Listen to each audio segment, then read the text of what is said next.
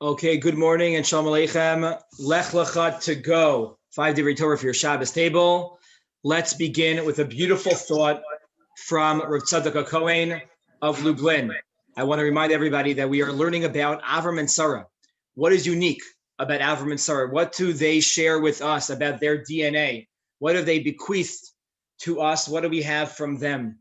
And I want to share an amazing, probably one of the more famous quotes from a Tzadok Kohen in his Sefer Divrei Sofrim.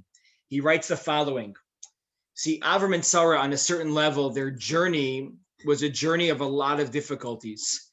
They were promised over and over and over again children.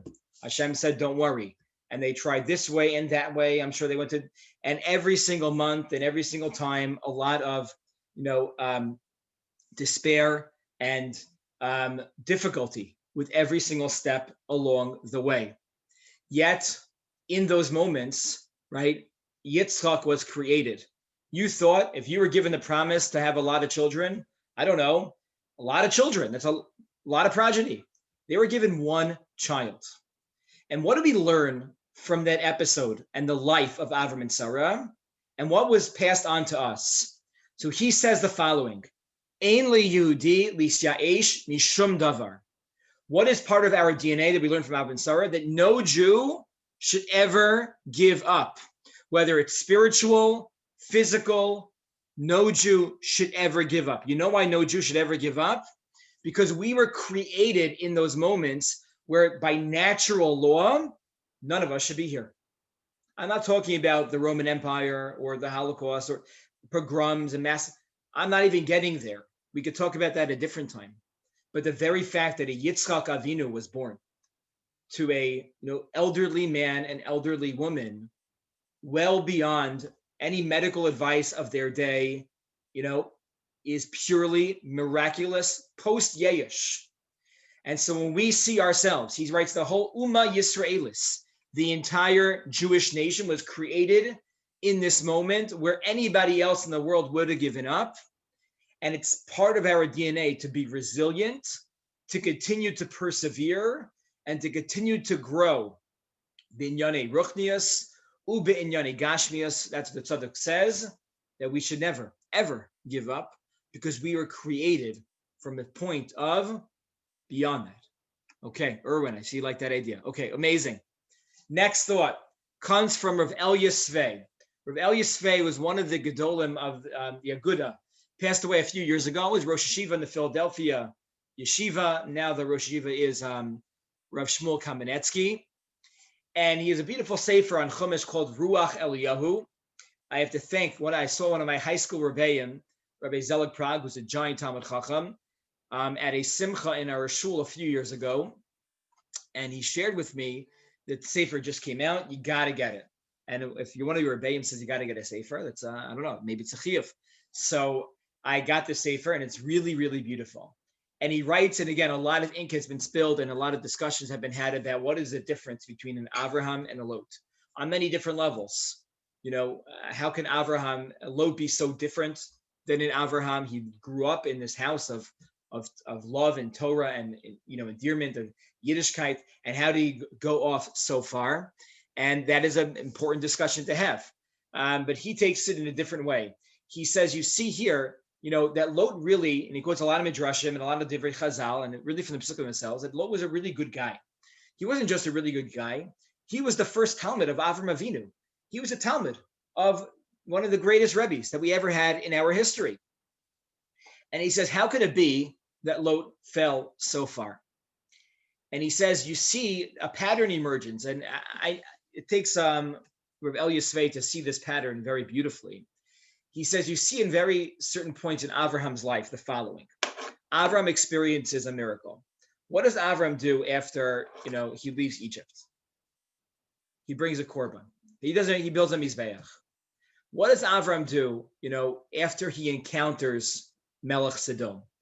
And he says to Melech Sodom, I don't want to accept any of your gifts. He just doesn't say, I don't accept your gifts. He swears, he makes a shvuah. He makes that, act even stronger. And you see this throughout Avram's life, that Avraham grows. Mimadrega l'madrega is his language. And every single step that he takes, he does something to protect his investment, to protect his growth. And, versus Lot. Lot, however, does not do much to protect his growth, meaning that's choosing a community to live in. Avram didn't say you need to live in Sodom. He was at that point a person of high stature. He grew up in a place where malachim, angels, were walking around town, walking around the tent, as Rashi points out by Hagar. Yet he didn't care enough, or he didn't consider that he needs to protect his spiritual growth. So it took him for granted, and when one does that, it completely affected his growth, because it didn't matter to him who he was around, who he encountered, or how that affected him spiritually. He didn't do much to protect anything. And that's, again, by being with Sodom, involving himself with other people, and even, with money. One of the Rav, Rabbi Soloveitchik, points out too, that the big difference in Lot was seen right after they left Egypt. They came back from Egypt, and then Lot's a changed man. The towns, this town ain't big enough for the two of us. And that's really when things changed. And you could say this on two levels. What happened in Egypt? It either was the wealth of Egypt that changed them, didn't change Abraham, but it did change Lot.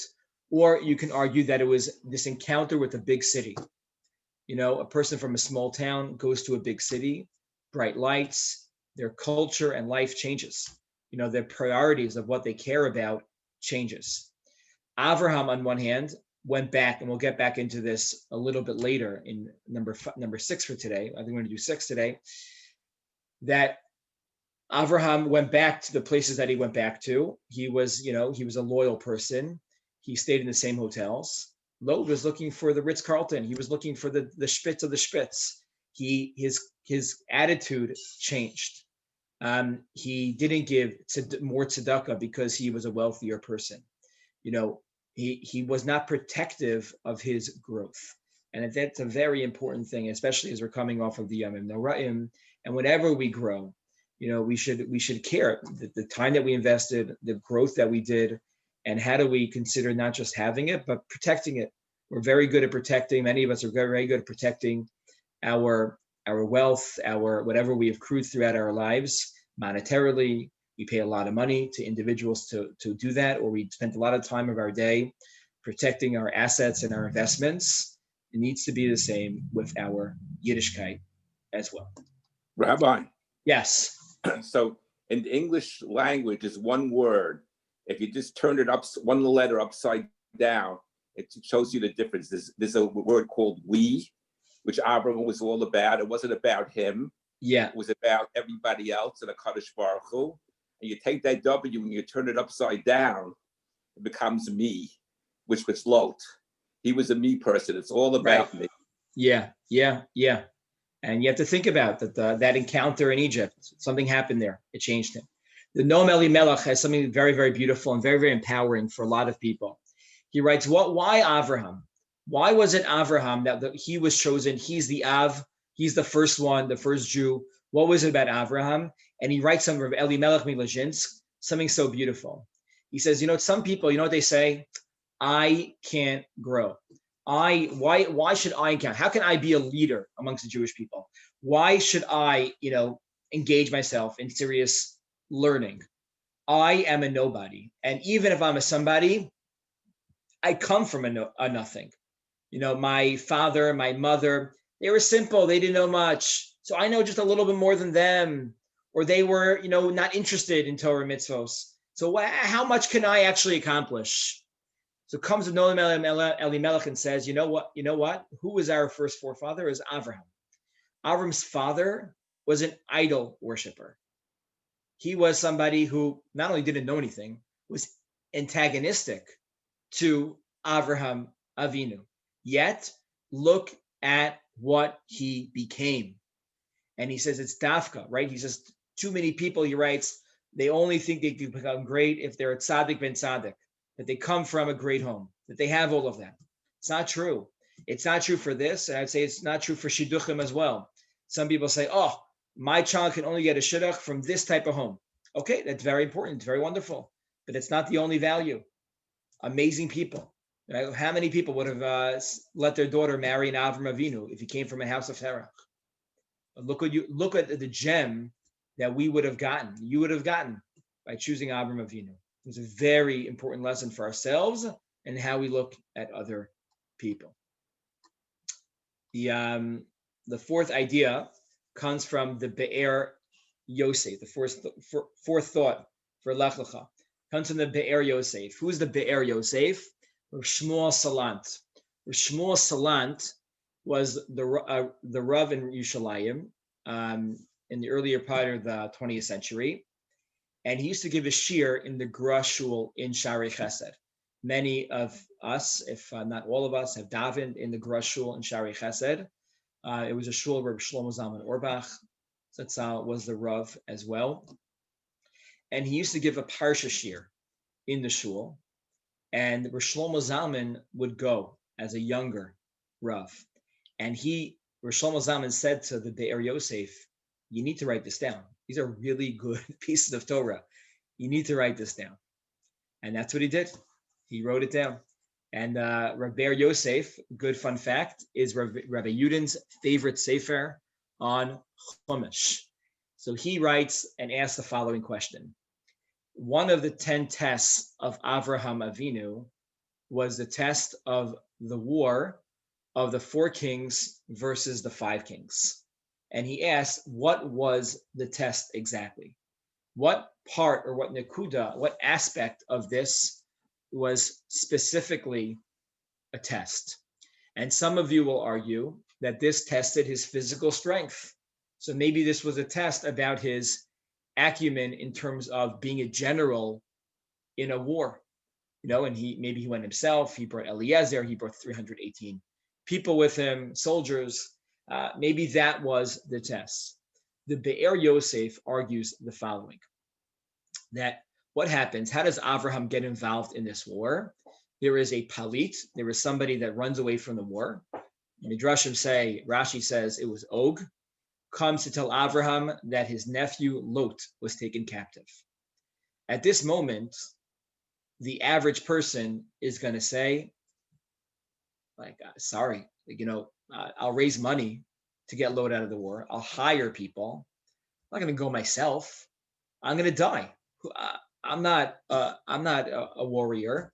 Avraham and Yitzchak never fought any wars. Maybe Yaakov fought a war, maybe. Struggled with the Malach. What is Avraham going to do? And even if he is, he say, listen, I can't be responsible for my nephew anymore. It's ridiculous. I have to take care of his muzzled cows and all these things for so many years. And enough with him. I've had enough. So the Be'er Yosef says, what was this test was? It was a test of loyalty. It was a test of loyalty. What does Avraham say to Lot? When they leave, he says, if you go to the right, I'll go to the left. And if you go to the left, I'll go to the right. Now, what does that mean? So I would say it means, if you go that way, Mizrach, I'll go Marav. You go Yamit. So Rashi says something very different. Rashi writes that what Avram was saying to Lot was, if you go to this side, I won't go too far away from you. I'll be to your left. Not very far. I'll be to the side of you. I'm not going to ever leave you. I promise you. You are my family, and I will take care of you. I'm going to protect you. And so this was a test of loyalty. Is Avraham a man who is going to keep his word? Chazal write that one of the failings of the Dor HaMabul was that the people did not keep their word. They made promises and did not keep them. Right? I say this, we are in an election season where many promises are made, very few are kept. Avraham passed this test by keeping his promise, by showing his loyalty to Lot. Avraham, we say every single morning in davening, was matzata et levavo ne'eman lefanecha. The trait of Avraham, he was ne'eman. Ne'eman means to be loyal. That is a very important midah. We say we give a bracha to the Chas and Kala, they should build a bais ne'eman b'Yisrael. It should be a house built on trust and loyalty. That comes straight from the house of Avraham and Sarah. Moving on to our fifth idea. I think we're going to have time today for 6, Baruch Hashem. I find this fascinating every single year. Avram is given the command, Lech Lecha mimoladcha, and go to, not to Eretz. Avram figures out it's Eretz Israel. The moment he gets to Israel, there's a famine and he leaves.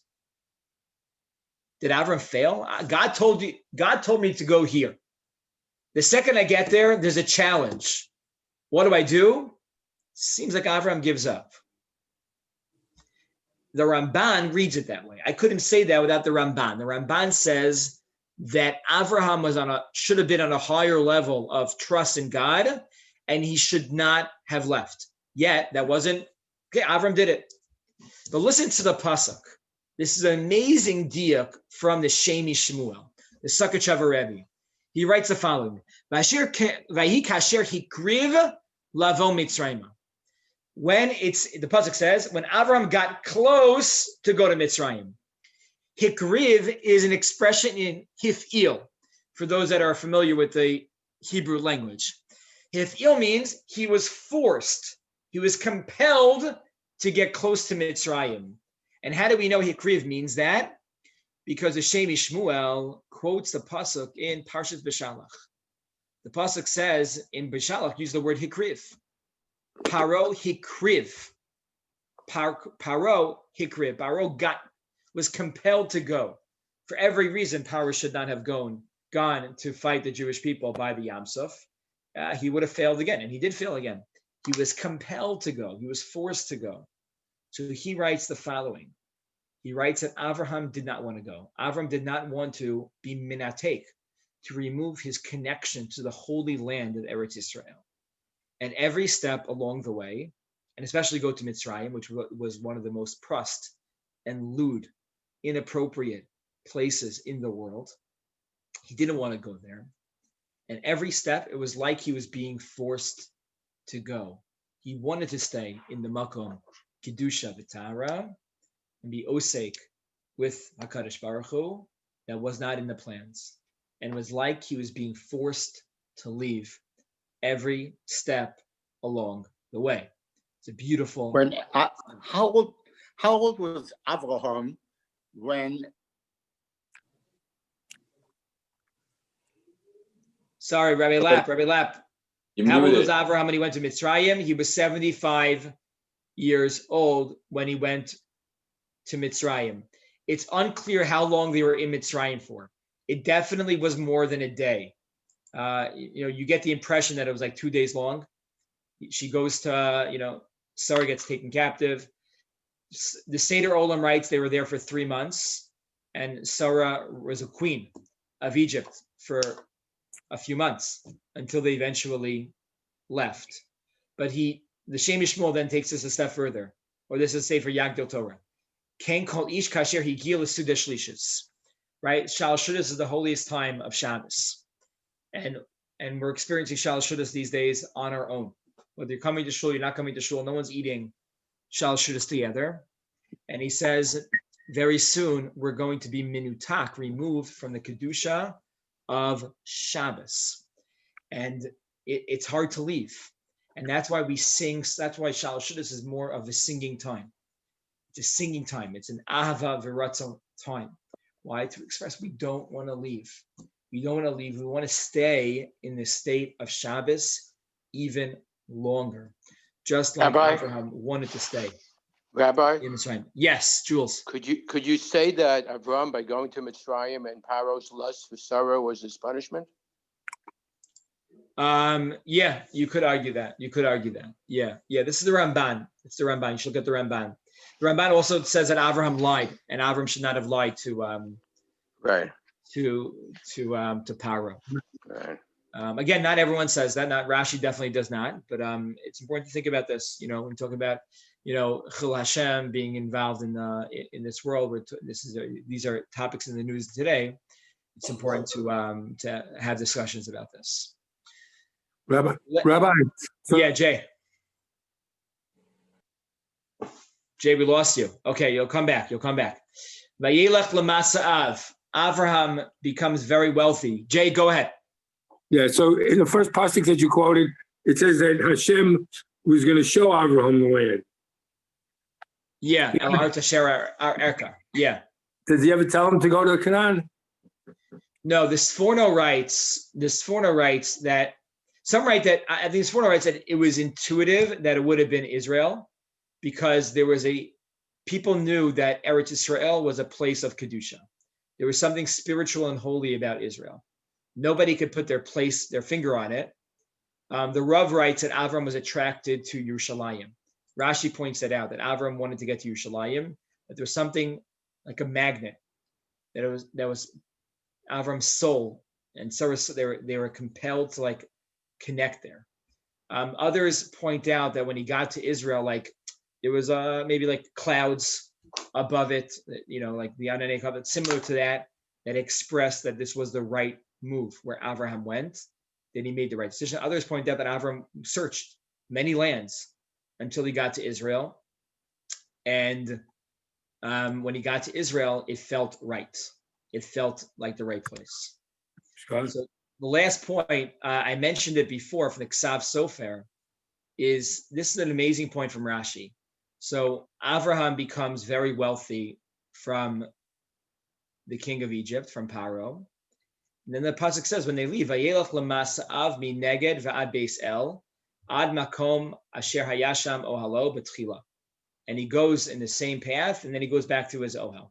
Rashi writes, Hayaholech v'lan ba'achsanio shalan, b'hem ba'alichasol l'mitzrayim. So what does he do? He goes back in the same motels. Avram was poor. At the point where he leaves Israel, he was poor, and he has to borrow money to sleep in these hotels. Avraham goes back, and he stays in the same ones. The Ksav Sofer says, he could have stayed in much nicer hotels, paid these guys back. But what do you see here? Number one, Avraham was simple. He didn't let this wealth get to his head. There's nothing wrong with going to those hotels. And let me get you straight. There's nothing wrong at all with going to those hotels. But the Chazal are pointing out here that this wealth did not get to his head and did not change who he was. Number one. Number two, this shows a loyalty. You're using the same person for many years. It's a loyalty. I'm going to still use the same people. I become more famous, more whatever. No, I'm the same guy. I'm the same guy with a greater influence. This is a very important point of Avraham Avinu and who he was at his core. So today we got an extra credit today, Baruch Hashem, 6 ideas for our Parsha. The first is a beautiful thought from Rav Tzadok HaKohen, the resiliency in our DNA, that we should never give up. Why? Because we were created from a moment that could have been despair and was despair for everybody else. Yeyesh Gadol, but we do not give up physically, spiritually. Second thought, protecting our investments. Avraham did not just care about his growth, but he protected his growth, versus Lot, who grew a lot, but did not protect that growth. The Noam Elimelech shares that none of us have any excuses based on our background. Number one, Avram's father was Terach, an idol worshiper. And secondly, we should never judge other people, especially when it comes to Shidduchim, about the families they come from. It should always be up to the person themselves. Number 4, the true test of the war was the loyalty of Avraham, the loyalty and keeping his word. Number 5, staying connected to Eretz Yisrael. Avram did not want to leave Eretz Yisrael, just like us keeping Shalosh Shudas. And number 6, in the Ksav Sofer, through staying in the same hotels. Expressed he didn't let his wealth get to his head, and he also did not. He was very loyal to the people that he, went to before. With this, I Isn't wish there also- everybody a great Shabbos.